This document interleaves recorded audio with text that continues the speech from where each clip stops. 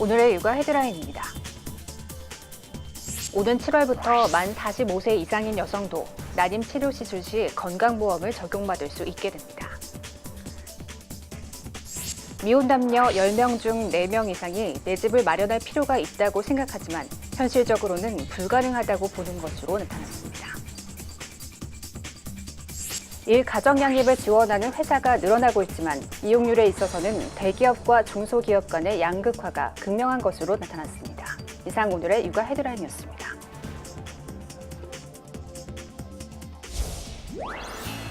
우리 아이 장난감 얼마나 사줘야 할까요?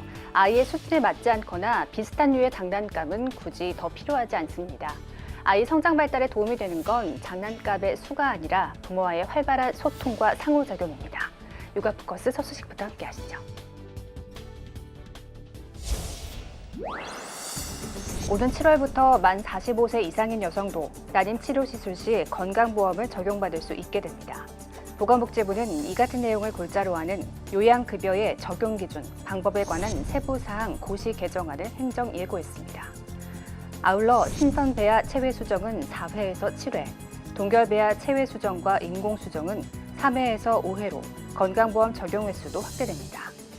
시술비 본인 부담률은 만 45세 이상 여성에게는 50%를 적용하고 추가된 적용 횟수에 대해서도 50%를 적용합니다.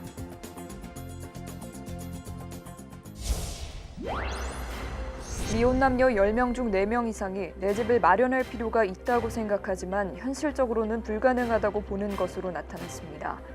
한국보건사회연구원의 보고서에 따르면 지난해 만 25세에서 39세 사이의 미혼 남녀 3천여 명을 대상으로 한 온라인 설문조사에서 응답자의 44%가 이같이 답했습니다. 자가 소유 시점에 대해서는 결혼할 때 무리해서라도 집을 마련해야 한다는 응답은 17.9%, 아이가 생겼을 때 자가주택을 마련해야 한다고 생각하는 비율은 9.3%였습니다. 어릴 때 스마트폰에 빠져 지내면 뇌 성장에 좋지 않다는 연구 결과도 있는데요. 세계보건기구가 어린이들의 스마트폰 과의존 방지 지침을 내놨습니다. 핵심은 가급적 못 쓰게 하는 겁니다. 6살 예찬이는 최근 스마트폰 게임에 빠졌습니다. 엄마와 함께 카페에 가도 공원에 가도 틈만 나면 스마트폰에서 눈을 떼지 못합니다. 주중에도 그렇고 시도 때도 없이 찾게 돼서 약속을 해서 토요일하고 일요일만 좀 편안하게 할 수 있도록 하고 있습니다. 우리나라 만 3세에서 9세 어린이 중 스마트폰 이용 조절 능력이 떨어지고 각종 문제가 발생하는 과의존 위험군은 지난해 20.7%, 18% 선인 성인보다 높습니다. 어린이들의 스마트폰 과다 사용은 뇌 성장에 악영향을 줄 뿐 아니라 비만, 수면 장애까지 유발할 수 있습니다. 그러자 세계보건기구 WHO가 지난 4월 영유아들의 스마트폰 사용 지침을 만들었습니다. 만 2세에서 4세 어린이는 하루 1시간 이상 가지고 놀아선 안 되고 만 1세 이하는 주면 안 된다는 겁니다. 당연히 최선은 스마트폰을 주지 않는 건데 현실적으로 어렵다면 부모가 스마트폰을 쓰는 자녀 옆에서 모니터링 할 필요가 있습니다. 무엇보다 독서와 대화 같은 아날로그 방식을 더 많이 보여줘야 합니다. 가족끼리 같이 있는 어떤 상황에서는 어른이건 아이건 가급적이면 화면을 보기보다는 서로 좀 이렇게 얼굴을 보고 대화하고 같이 뭔가 좀 편안한 시간을 갖고 이제 그러는 편이 좋습니다. 전문가들은 특히 공부나 어려운 일에 대한 보상으로 스마트폰을 주는 것은 스마트폰 내성과 금단 현상을 강화시킨다고 지적했습니다.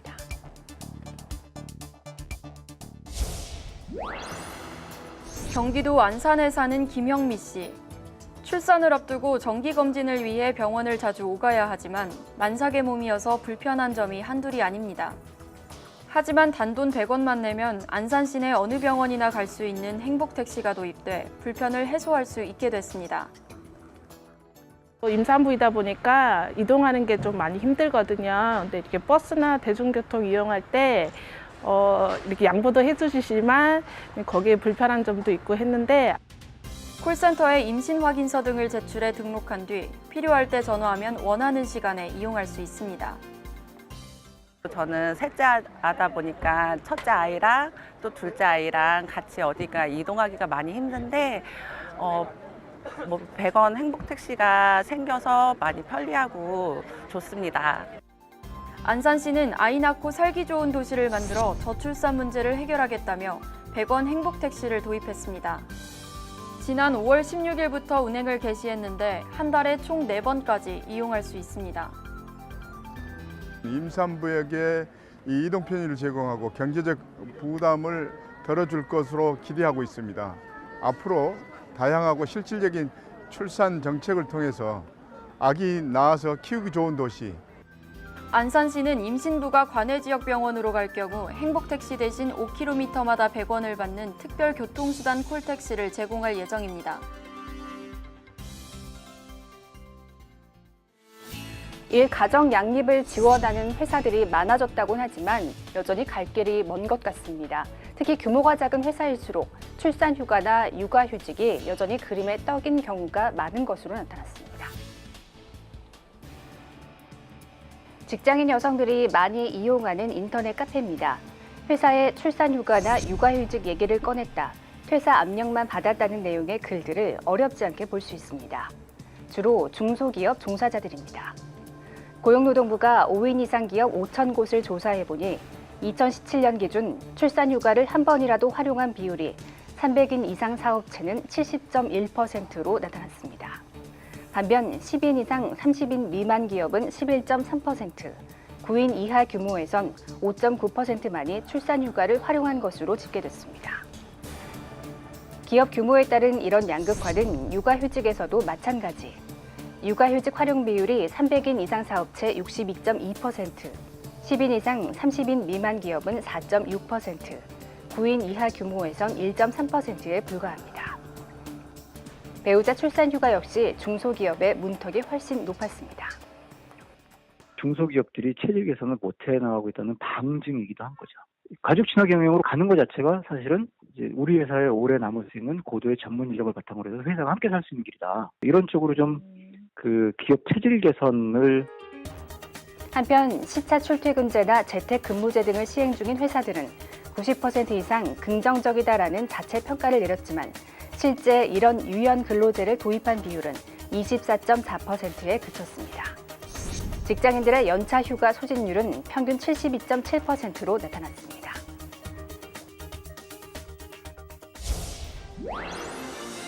지난해 11월 발생한 인천 중학생 추락 사건. 또래 중학생을 집단 폭행한 뒤 15층 아파트 옥상에서 추락해 숨지게 한 10대 가해자 4명은 징역 7년에서 1년 6개월의 실형을 선고받았습니다. 2017년에 있었던 부산 여중생 집단 폭행 사건. 또래 여중생에게 집단 구타를 당해 온몸이 피투성이가 된 피해자의 사진이 공개되면서 국민적 공분까지 일었습니다. 청소년의 문제가 학교폭력이나 자해, 가출, 극단적 선택까지 갈수록 복잡하고 심각한 양상으로 흘러가고 있습니다. 비행 청소년을 포함한 위기의 청소년 수는 약 78만 명. 범죄 연루나 학업 중단과 같은 더 큰 위기 상황에 직면할 수 있는 청소년들이 그만큼 많다는 얘기입니다. 여기에다 우리나라의 전체적인 자살률은 감소세지만 10대 자살률은 2015년 4.2명에서 2016년 4.9명으로 증가했습니다. 이에 따라 정부는 위기 청소년 문제를 혁신 과제로 삼고 지자체와 협력해 청소년 안전망팀을 만들고 세부 운영 방안을 수립할 계획입니다. 지역사회 내 위기 청소년을 더 적극적으로 발굴하겠다는 취지로 올해 안에 지자체 5곳을 상대로 시범 운영할 예정입니다. 지자체 청소년 정책 전담 인력을 점진적으로 확대해서 위기 청소년을 보호하는 체계의 중심이 일선센터가 아니라 지방자치단체가 될 수 있도록. 또한 위기 청소년 통합관리 시스템을 행정망으로 구축해 기관 간 서비스 연계를 제도화합니다. 이 밖에 법무부와 경찰청은 선도 프로그램에 참여한 청소년이 범죄 악순환에 빠지지 않도록 청소년 상담센터와 연계해 이들을 지속관리할 방침입니다. 혹시 한부모 가족의 날이라는 걸 알고 계신가요? 지난해 법 개정이 이루어지면서 지난 5월 10일 올해 첫 법정 기념일을 맞았습니다. 다양한 형태의 가족을 포용하는 문화를 만들어가는 의미가 담겼습니다. 첫 기념일을 맞이한 한부모 가족의 날. 지난해 7월 시행된 한부모 가족 지원법으로 올해부터 법정 기념일이 됐습니다. 기념일 지정으로 크게 달라지는 건 없다지만 한부모 가족을 온전한 가족으로 인정하는 첫걸음이나 다름없습니다. 나라에서 이런 기념일을 만들어준 거는 그동안 한부모들이 아이 키우느라 고생했다. 이제 우리 나라도 나라 차원에서도 같이 신경을 쓰고 더 지원을 하겠다, 관심을 가지겠다, 좀 이런 의미가 있는 것 같아서. 하지만 여전한 사회적 편견과 관심 부족에 따른 과제들도 존재합니다. 생모의 인적사항을 알지 못하면 출생 신고조차 어려웠던 미혼의 아버지들. 1인 시위로 법 개정을 이끌고 지금은 미혼부를 돕는 김지환 씨는 무엇보다 인식 부족이 문제라고 말합니다. 그런 사회적인 차별이라고 해야 되나요? 예, 그런 부분이 제일 어렵고 자녀들이 뭐 일반 가정이나 뭐 한부모 가정이나 다문화 가정이나 다 그냥 별다른 특별함 없이 동등한 가정의 아이들인 걸로 그렇게 인식되지고 바라봐줬으면 좋겠습니다. 통계청 인구주택 총조사에 따르면 2016년부터 최근까지 파악된 한부모 가정은 약 153만 가구 전체의 7.5%에 달합니다. 구성원이 조금 다를 뿐 법적 제도적 사각지대 없이 사회 구성원으로 보호받아야 할 엄연한 가족입니다.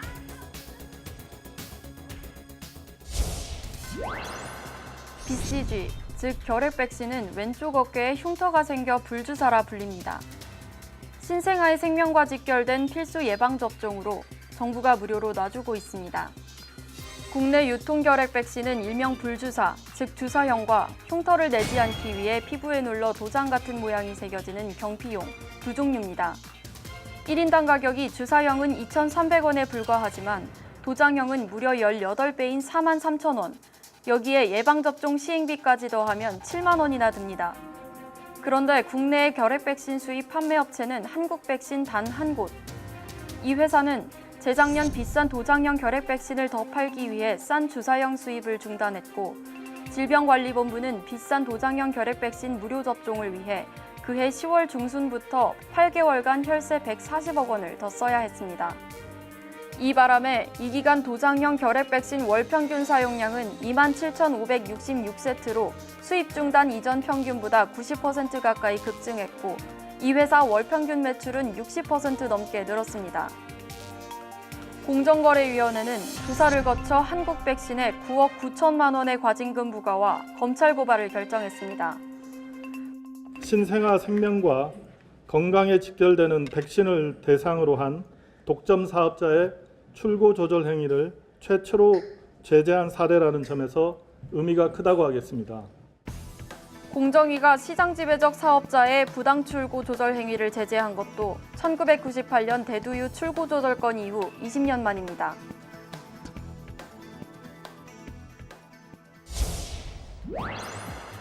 초등학교 6학년 딸을 둔 김은영 씨는 병원 방문 전 고민이 많았습니다.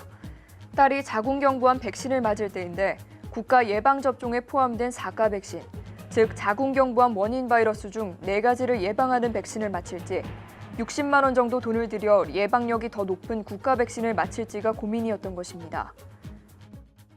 좀 더 예방 범위가 넓은 그런 주사를 좀 맞춰야겠다라는 생각이 들면서 되게 고민이 많이 드는 거죠. 왜냐하면 비용적인 부분에서 이게 비싸니까.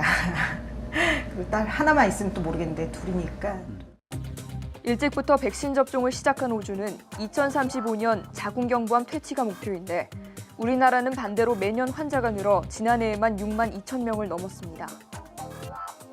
우리나라도 2016년부터 만 12세 여아에게 4가 백신 접종을 지원하고 있습니다. 하지만 국가 백신보다 예방력이 20% 정도 낮아 접종해도 암을 완전히 막지는 못합니다. 게다가 지원 대상이 아닌 18세에서 29세 여성 절반은 이미 자궁경부암의 원인인 인유두종 바이러스를 갖고 있는 실정입니다. 전체가 예방이 돼야 우리나라에서 경부암 퇴치가 이루어질 것 같습니다. 그래서 이런 인식의 확산과 또 정부의 정책 그런 것들이 되게 같이 동반이 돼야 될 것으로 생각이 됩니다. 이 때문에 전체 여성으로 접종 대상을 넓히거나 국가 백신까지 국가가 비용을 대는 나라도 늘고 있습니다.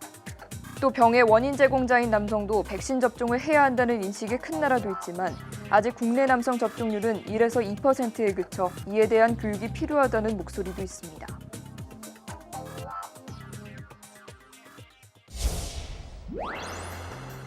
고기를 많이 먹는 식습관, 환경 오염, 항생제 남용 등의 이유로 음식 알레르기를 겪는 어린이들이 점차 늘어나고 있습니다. 몸에서 거부 반응을 일으켜 숨이 차거나 가려움증 등이 발생합니다. 문제는 이런 증상이 온몸에서 강렬하게 일어나는 아나필락시스, 즉 알레르기 쇼크가 발생했을 때입니다. 제대로 대처하지 못하면 자칫 목숨까지 잃을 수도 있기 때문입니다. 갑자기 증상이 생기면 아기는 말을 못하고 보호자는 당황하기 십상인데 2세 이하 영유아들에게서 4년 새 4배나 늘었습니다. 쇼크는 대부분 음식 탓에 발생합니다. 80% 이상은 유제품과 견과류가 원인으로 특히 절반은 우유가 차지하고 있습니다. 하지만 기존 알레르기 항체 검사로는 우유 알레르기가 쇼크까지 일으킬 수 있는지는 확실하게 알 수 없는 실정입니다. 불확실한 아기들은 응급약을 준비하고 먹여보는 검사를 하거든요. 그래서 의심이 조금이라도 되면 알레르기 전문가한테 와서 확실한 진단을 받아야 된다. 만약 쇼크 증상이 생기면 곧장 증상을 가라앉히는 응급주사를 맞는 게 중요합니다. 하지만 실제 초기에 대처한 사람이 47%에 불과한 만큼 쇼크 위험이 있거나 증상을 한 번이라도 겪었다면 주사를 처방받아 갖고 다니는 게 좋습니다.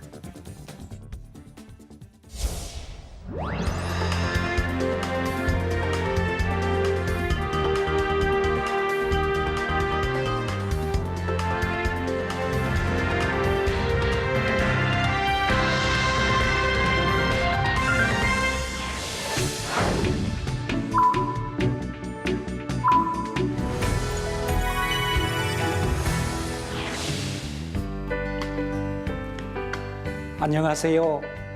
육아방송 시청자 여러분, 저는 해외 입양인 센터 뿌리의 집 원장으로 있는 김도현입니다. 뿌리의 집은 해외 입양인들의 모국 방문과 뿌리 찾기를 돕는 곳입니다. 해외 입양인들은 출생의 진실을 모르고 사는 일이 거대한 공허 앞에 서 있는 것과도 같다고 말합니다. 우리 중 누구도 자기의 친엄마와 친아버지가 누구인지 모르는 채 살아가고 싶어 하지 않을 것입니다. 뿌리 찾기를 위해 모국을 방문하는 해외 입양인들이 매년 약 3,000명에 이르고 있지만 뿌리 찾기를 시도하는 입양인 중에 19은 친가족을 못 찾고 돌아갑니다. 이런 비극의 가장 큰 원인은 입양 과정에서 친생가족에 대한 기록이 제대로 관리되지 못했기 때문입니다. 친생가족에 대한 기록이 처음부터 없었거나 관리 부실로 멸실되기도 하고 많은 경우 위조되거나 조작되기도 했습니다. 입양의 이름으로 입양인들이 친생부모를 찾아 돌아갈 다리를 불살라 버린 것이나 다름이 없게 된 것입니다. 우리는 뿌리 찾기를 위해 나선 사람들을 보면 잘 되면 좋겠다는 간절한 마음을 가지고 있습니다. 또 감격적인 재회의 광경에 함께 눈물을 짓기도 합니다. 이들과 정서적인 연대감을 느낀다는 것은 귀하고 아름다운 일입니다. 그러나 우리는 여기에서 한 걸음 더 나아가야 할 필요가 있습니다. 왜 입양이라는 제도 안에서 친생모나 친생부의 정보는 간직되지 못했는지, 뿌리 찾기를 통한 가족과의 재회가 아름다운 일이기는 하지만 뿌리 찾기를 해야 한다는 것 그 자체가 사실상 비극이라고 생각이 됩니다. 뿌리 찾기를 안 해도 되는 사회, 이 땅에 태어나는 모든 아이는 자기의 부모가 누구인지를 묻지 않아도 되는 그런 사회를 만들어가야 되는 것이 아닐까요? 뿌리 찾기를 하지 않아도 되는 사회를 만들어가는 진정한 안전장치는 자동 출생등록제를 도입하는 것이라고 생각합니다. 우리나라는 아이가 태어나면 부모가 주민센터나 구청에 가서 출생신고를 합니다. 그런데 이 출생신고제에는 허점이 있습니다. 출생신고를 하는 대신 아이를 베이비박스에 놓아두거나 아동을 유기하거나 매매하는 것이 가능하기 때문입니다. 실제로 그런 일들이 최근에 와서 많이 일어나고 있습니다. 자동 출생 등록제란 아이의 출산을 담당한 병의원의 의사가 시군구청 출생기록 담당 공무원에게 통보해서 아동의 출생을 국가의 공적 기록에 바로 기입해 넣도록 하는 제도입니다. 유럽이나 미국을 비롯한 선진국에서 많이 이용하고 있습니다. 해외 입양인들의 뿌리 찾기에 비극을 지켜보고 있는 우리는 가족 재회가 더 잘 이루어져서 이분들의 비극이 종결되기를 바라야 할 것입니다. 동시에 우리는 자동 출생 등록제가 도입되어서 이와 같은 비극이 재발되지 않는 사회를 꿈꾸어야 할 것입니다. 이 땅에 태어나는 어떤 아이라도 출생 즉시 국가의 공적 기록에 등록되어서 이들이 나중에 뿌리 찾기에 나서지 않아도 되는 사회를 만들어 가야 할 것입니다. 감사합니다. 기온이 오르고 야외 활동하기 좋은 날씨입니다. 진드기 매개 감염병에 주의하셔야 하는데요. 잔디밭에 앉을 때는 돗자리를 꼭 활용하고 야외 활동 이후에는 샤워를 꼭 해야 합니다. 진드기는 크기가 작아 눈으로 확인하기 어려운 만큼 각별히 주의하시기 바랍니다. 육아포커스 마칩니다. 시청해주신 여러분 고맙습니다.